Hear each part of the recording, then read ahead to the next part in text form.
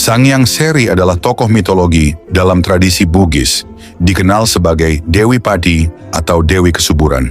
Ia dipuja oleh masyarakat agraris Bugis sebagai simbol keberkahan, kemakmuran, dan keberlangsungan kehidupan. Menurut mitologi Bugis, Sangyang Seri adalah putri dari kahyangan yang turun ke bumi. Dalam beberapa versi cerita, ia diceritakan sebagai titisan para dewa yang menjelma menjadi padi, menjadi sumber kehidupan bagi manusia. Kisahnya sering dikaitkan dengan pengorbanan demi kesejahteraan umat manusia. Dalam cerita, ia meninggalkan kahyangan dan memilih tinggal di bumi agar manusia dapat hidup makmur. Ketika ia kembali ke kahyangan, ia menjelma menjadi padi, menjadikan padi sebagai makanan pokok yang tak tergantikan. Masyarakat tradisional Bugis melakukan ritual penghormatan kepada Sangyang Seri sebagai bentuk syukur atas panen padi. Ritual ini sering disebut Mapalili, yaitu upacara adat yang menandai dimulainya musim tanam. Dalam upacara ini, padi dianggap sebagai sesuatu yang sakral dan harus diperlakukan dengan hormat, seolah-olah ia adalah Sangyang Seri sendiri. Sangyang Seri melambangkan siklus kehidupan dan hubungan harmonis antara manusia, alam, dan spiritualitas. Cerita ini mengajarkan pentingnya menjaga keseimbangan dengan alam dan bersyukur atas hasil bumi. Kisah Sangyang Seri hingga kini masih dipertahankan dalam tradisi lisan, seni tari, serta nyanyian adat menjadi warisan budaya yang kaya dari masyarakat Bugis.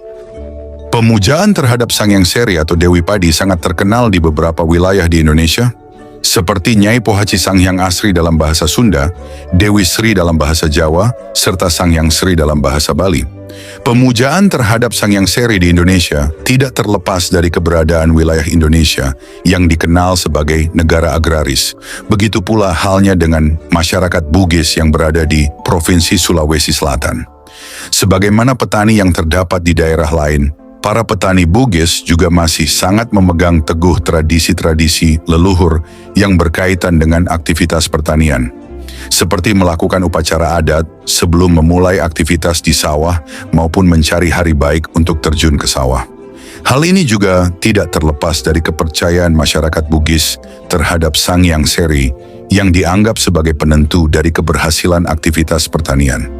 Dalam Lontara Ila Galigo, Sangyang Seri dikatakan sebagai anak dari Batara Guru yang dianggap sebagai leluhur masyarakat Bugis dan sekaligus sebagai raja pertama di Kerajaan Luwu.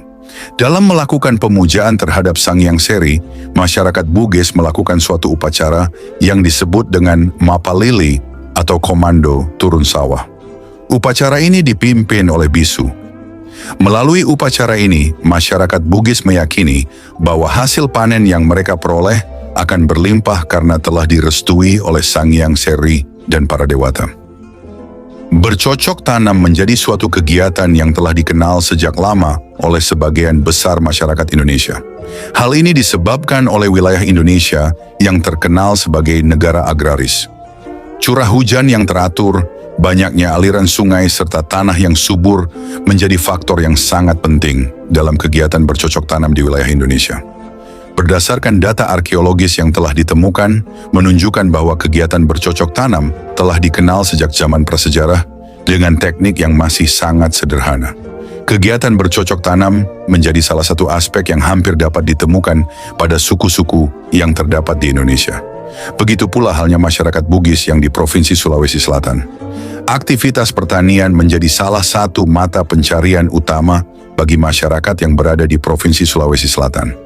Sebagaimana petani yang terdapat di daerah lain, para petani Bugis juga masih sangat memegang teguh berbagai tradisi-tradisi leluhur yang berkaitan dengan aktivitas pertanian, seperti halnya melakukan upacara adat sebelum memulai aktivitas di sawah maupun mencari hari baik untuk terjun ke sawah. Berbagai upacara adat tersebut dilakukan dengan maksud untuk memelihara hubungan yang baik dengan para leluhur maupun kepada para dewata. Budaya agraris yang begitu kuat yang dimiliki oleh masyarakat Bugis juga tercermin dari struktur rumah Bugis. Pada rumah tradisional suku Bugis, ruang sakral, suci, secara struktur vertikal berada pada rakeang. Rakeang merupakan ruang yang berada di atas badan rumah, mulai areal plafon sampai dengan kemiringan atap. Pada bagian atas tersebut, akan digunakan sebagai tempat penyimpanan padi serta hasil pertanian lainnya. Penghormatan masyarakat Bugis terhadap padi telah berlangsung sejak zaman Bugis kuno. Mitologi mengenai keberadaan padi sangat melekat pada kehidupan masyarakat Bugis sebagai nilai luhur yang harus tetap dijaga. Lontara Ilagaligo menjadi salah satu dokumen tertulis yang dimiliki oleh masyarakat Bugis sebelum masuknya agama Islam di wilayah Sulawesi Selatan. Penulisan Lagaligo ke dalam sebuah naskah bermula pada abad ke-19 ketika pemerintahan Belanda membuat kebijakan untuk menerjemahkan Alkitab ke dalam bahasa-bahasa Nusantara. Pada saat itu, Benjamin Frederick Mattes, yang merupakan utusan dari pemerintah Belanda, mendapat wilayah tugas di Sulawesi Selatan pada tahun 1848 dengan tujuan utama untuk menerjemahkan Alkitab ke dalam bahasa Bugis atau Makassar. Selama Mattes bertugas di Sulawesi Selatan, di samping mengkaji dan mempelajari naskah-naskah Bugis, ia juga memiliki perhatian khusus terhadap Lontara Ilagaligo, sehingga ia bersama Choli Pujie memiliki misi untuk mengumpulkan dan menyalin kembali naskah Ilagaligo. Di kalangan masyarakat Bugis, naskah Ilagaligo menjadi kitab suci yang bernilai sangat sakral. Di dalamnya berisi banyak episode-episode cerita supranatural. Kitab Ilagaligo tersebut biasanya akan dibacakan ketika sedang dilakukan upacara di tanah Bugis. Bahkan isi kitab ini dipercaya sebagai mantra untuk menyembuhkan penyakit, menolak bala, sebagai mantra pada upacara selamatan, serta kegiatan yang lainnya. Secara umum, Lontara Ilagaligo menceritakan mengenai kehadiran manusia pertama di bumi yang disebut dengan Batara Guru dan hingga saat ini dipercaya sebagai leluhur dari masyarakat Bugis. Kehadiran Batara Guru di bumi kemudian memiliki beberapa anak. Salah satunya yakni Sangyang Seri yang dikatakan sebagai putri yang sangat cantik. Lontara Ilagaligo menjelaskan bahwa Sangyang Seri merupakan seorang putri yang merupakan jelmaan dari seorang bayi perempuan bernama We Odan Riwu yang setelah meninggal menjelma kembali menjadi berbagai jenis tanaman padi. Bayi perempuan tersebut merupakan putri Batara Guru dari istrinya yang bernama We Saun Riwu. Sedangkan Batara Guru sendiri dalam Lontara Ilagaligo dikatakan sebagai anak sulung dari Dewata Patotoe yang merupakan dewata atau penguasa dari dunia atas atau yang disebut dengan Boting Langi. Batara Guru juga dikatakan sebagai manusia pertama di bumi dikarenakan pada saat bumi masih kosong, Dewata Patotoe menugaskan anak sulungnya untuk turun ke bumi agar bumi tidak kosong. Bagi masyarakat Bugis, Sangyang Seri dipercaya sebagai dewi yang menguasai ranah dunia bawah, tanah juga bulan.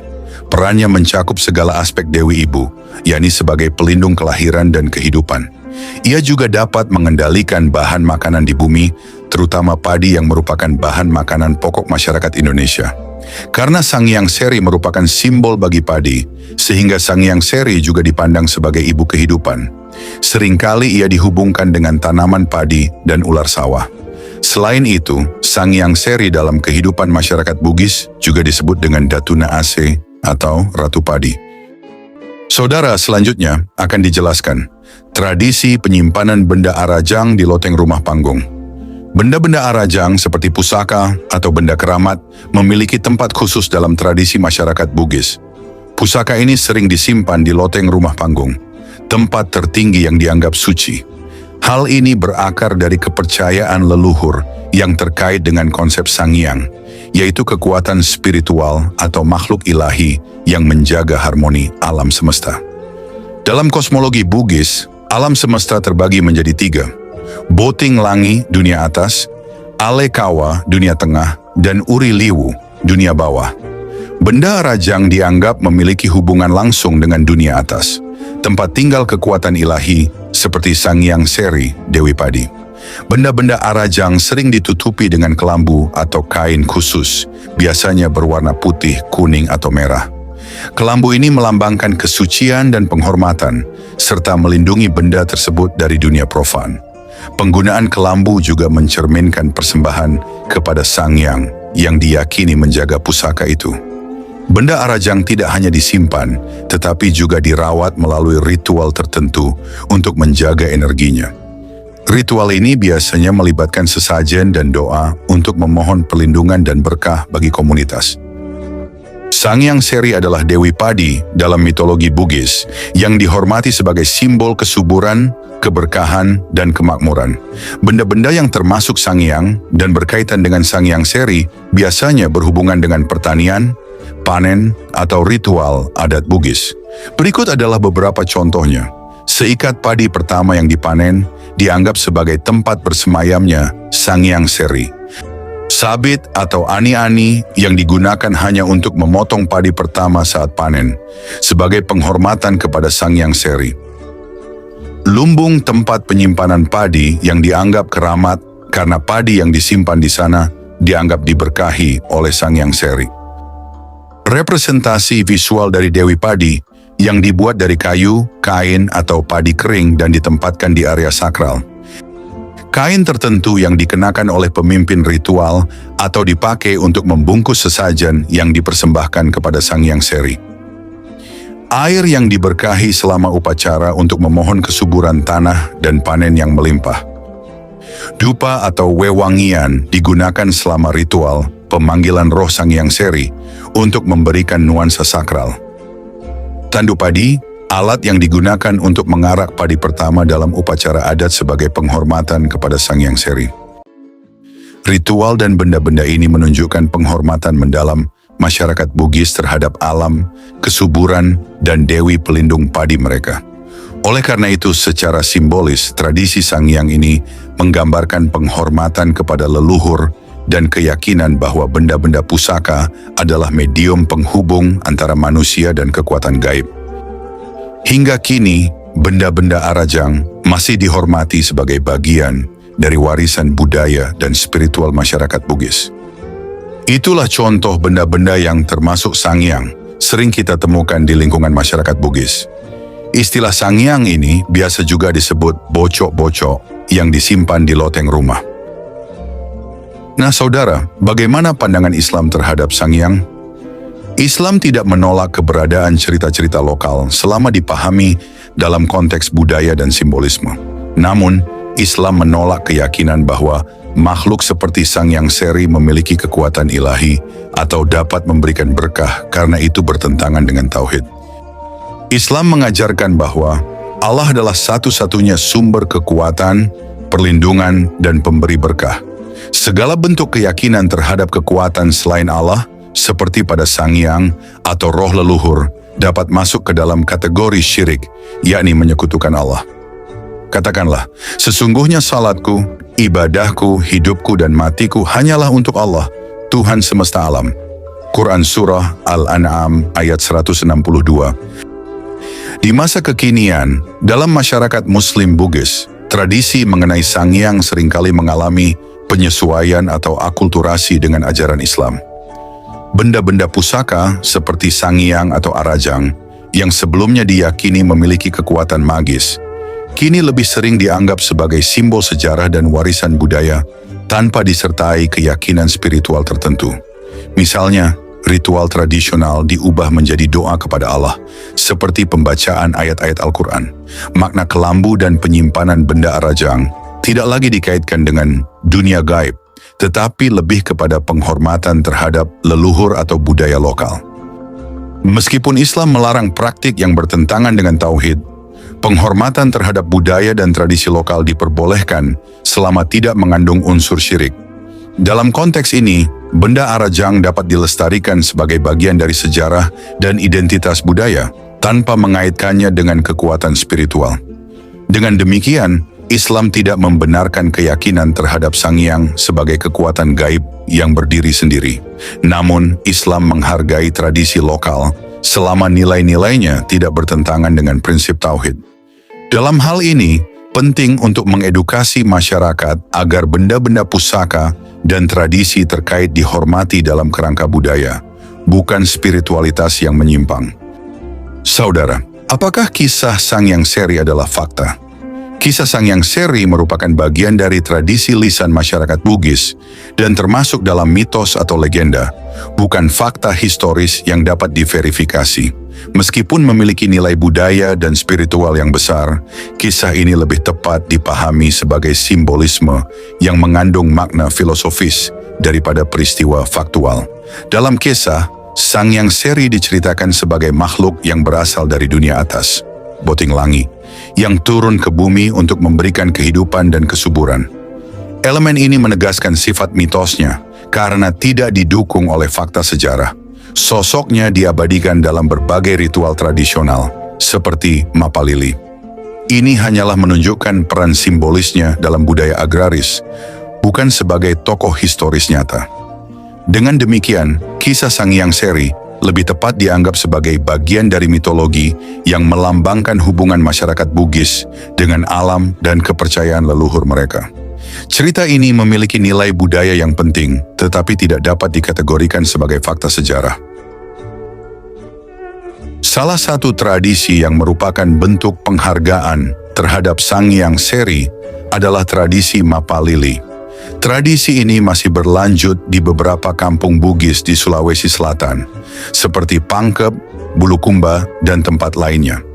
Tradisi Mapalili merupakan ritual adat yang telah berlangsung selama ratusan tahun. Mapalili artinya berkeliling, di mana warga berjalan mengelilingi kampung. Tradisi ini dilakukan sebagai bentuk syukur dan harapan untuk panen yang melimpah. Tradisi ini berasal dari kepercayaan masyarakat Bugis terhadap peran Sang Hyang Seri sebagai pelindung hasil tani. Mapalili dipercaya sebagai cara menjaga keharmonisan hubungan antara manusia dengan alam. Ritual ini juga dipengaruhi oleh kepercayaan pra-Islam yang kemudian berpadu dengan nilai-nilai Islam setelah agama tersebut berkembang di Sulawesi Selatan. Tokoh adat menjadi pelaksana utama tradisi ini. Mereka berperan dalam mengatur waktu pelaksanaan, memilih tempat, serta memimpin prosesi dengan doa dan mantra. Ritual Mapalili menandai dimulainya musim tanam padi. Melalui Mapalili, masyarakat memohon berkah agar musim tanam berlangsung baik dan panen melimpah. Memohon perlindungan kepada Tuhan dari bencana alam, hama, dan halangan lain yang dapat merusak hasil tani. Mapalili mencerminkan keyakinan masyarakat akan pentingnya menjaga keseimbangan alam sebagai sumber penghidupan utama mereka. Seperti dalam tayangan ini, prosesi ritual Mapalili di Segeri Kabupaten Pangkep yang dilaksanakan setiap tahun antara bulan September dan November. Tempat penyelenggaraan prosesi dipusatkan pada Rumah Arajang, tempat benda pusaka Rakala di Desa Bontomatene, sekitar 200 meter dari Jalan Poros Segeri. Puang Matoa sebagai pemimpin upacara yang dibantu para bisu dan pemangku adat lainnya. Tokoh-tokoh masyarakat di Segeri maupun yang berdomisili di luar daerah ikut melibatkan diri dengan memberikan bantuan baik moral maupun material. Begitu pula masyarakat yang tinggal di sekitar kampung Segeri tidak ketinggalan menghadiri ritual adat Mapalili ini. Sebelum melakukan ritual adat, tokoh masyarakat, tokoh tani, dan pemerintah bermusyawarah untuk melahirkan kesepakatan seperti menentukan hari Mapalili, waktu mulai turun sawah, menentukan waktu hambur, menentukan waktu tanam, dan menyepakati varietas unggul yang akan ditanam. Prosesi Mapalili diawali Matedu Arajan, yaitu membangunkan arajang atau benda pusaka, utamanya rakala atau bajak. Konon, benda pusaka berupa bajak dari kayu ini sudah ada sejak abad ke-14. Untuk membangunkan pusaka rakala, diperlukan sesajian seperti soko 4 warna, yaitu merah, kuning, putih, dan hitam, yang diletakkan dalam piring-piring kecil. Warna merah adalah api, warna kuning adalah angin, warna putih adalah air, dan warna hitam adalah tanah. Kemudian, palopo yang terbuat dari kelapa dan gula merah. Perlengkapan lainnya adalah dupa untuk menebar wangi positif. Setelah itu, pimpinan bisu sambil duduk mengucapkan mantra untuk berusaha berkomunikasi arwah leluhur, berharap izin dan restu. Usaha membangunkan benda arajang ini dilakukan mulai tengah hari, petang, hingga tengah malam. Para bisu bersenandung dengan menggunakan bahasa Torilangi. Tak hanya itu, untuk membangunkan arajang juga diperlukan membacakan riwayat Sang Hyang Seri, Saweri Gading dan Wecudai yang termuat dalam kitab Ilagaligo, Ritual Matedu. dilakukan untuk meminta izin kepada leluhur agar benda yang dianggap bersejarah itu dapat diturunkan dari tempatnya. Setelah itu, pemangku adat dan bisu membopong benda pusaka berupa bajak sawah itu, lalu dibawa ke ruang terbuka. Sang arajang ditutupi daun pisang, ujungnya diberi beberapa ikat padi dan dipayungi. Selain itu ada juga prosesi, rombongan Mapalili berjalan menuju Sungai Segeri untuk mengambil air yang digunakan untuk memandikan arajang. Saat memandikan arajang, banyak warga berebutan mengambil air bekas pemandian arajang. Mereka meyakini air tersebut bisa menjadi obat untuk tanaman padi. Para bisu melakukan atraksi magiri. Sebilah keris menusuk di bagian tubuhnya seperti mata, telapak tangan, leher, dan perut.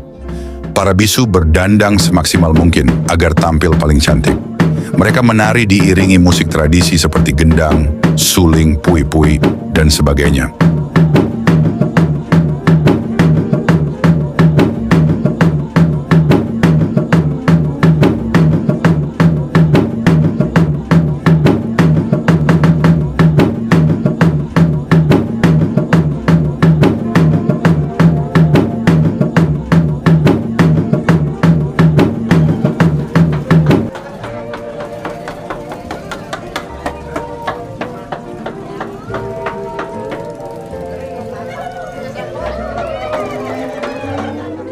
Saudara, sebagaimana disebutkan sebelumnya, tradisi Masurek merupakan sebuah tradisi kesenian yang mengiringi pembacaan manuskrip Ilagaligo.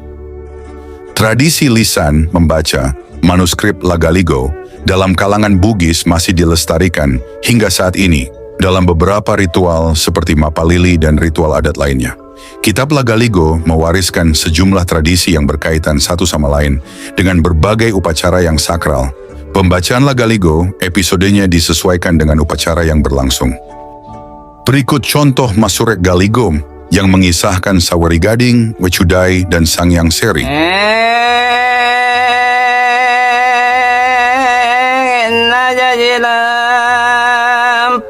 Datu ceroe nariaseng Ilagaligo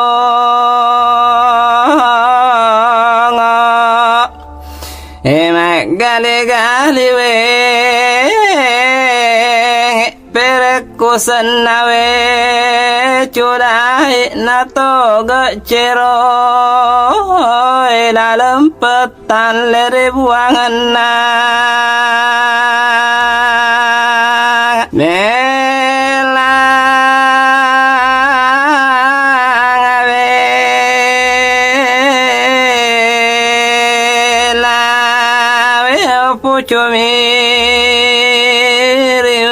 cudai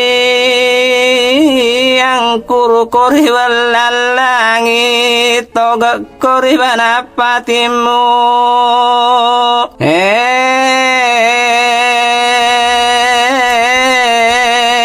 napu mate tuhi we cudai dalam puto daen risompa nairek kuana uponi ma tuang kau kemuria lelino ele tamang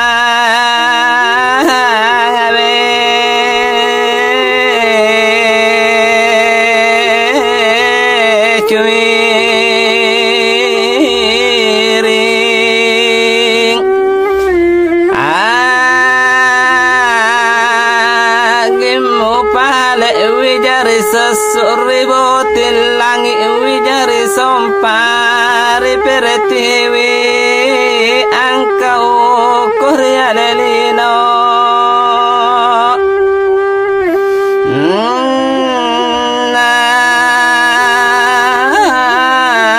para sepek kedua inari telai cero datu Ilagaligo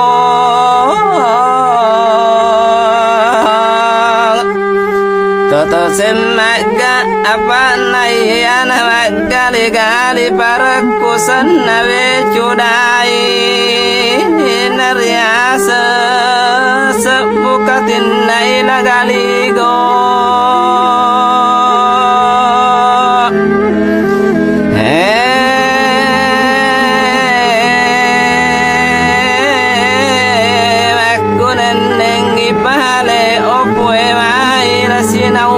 maju mare paletik kak mawaji mupu solo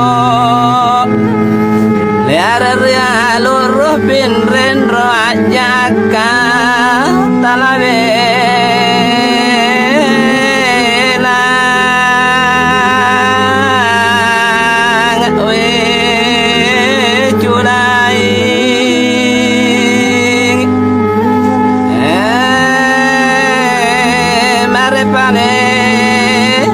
tahu ngetik mawaji kulom pemai kusolom mai pemai gai tujuh ruang kumu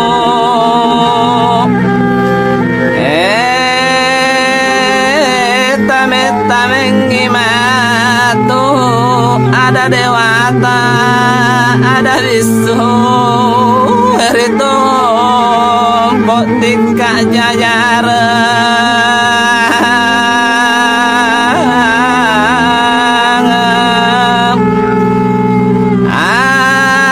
alakan ratu ripola lemu pale we cudai mutogo rion rogo arimu ina. Selanjutnya, berikut cuplikan rangkaian prosesi Mapalili, dokumen sempugi, yang dilaksanakan di Segeri Kabupaten Pangkajene Kepulauan Pangkep.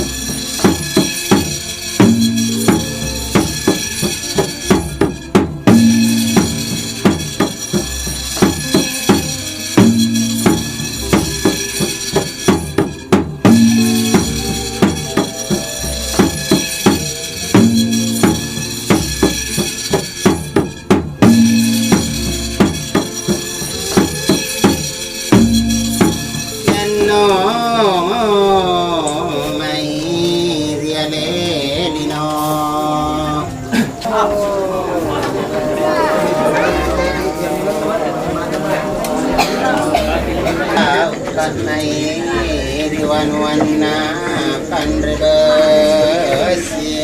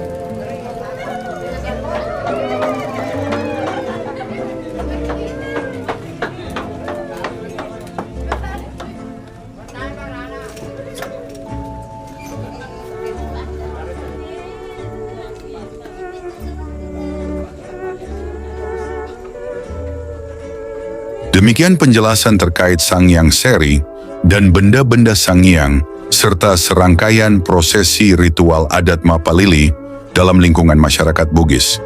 Terima kasih. Salama tapada salama. Maaf segala kekhilafan. Wassalamualaikum warahmatullahi wabarakatuh.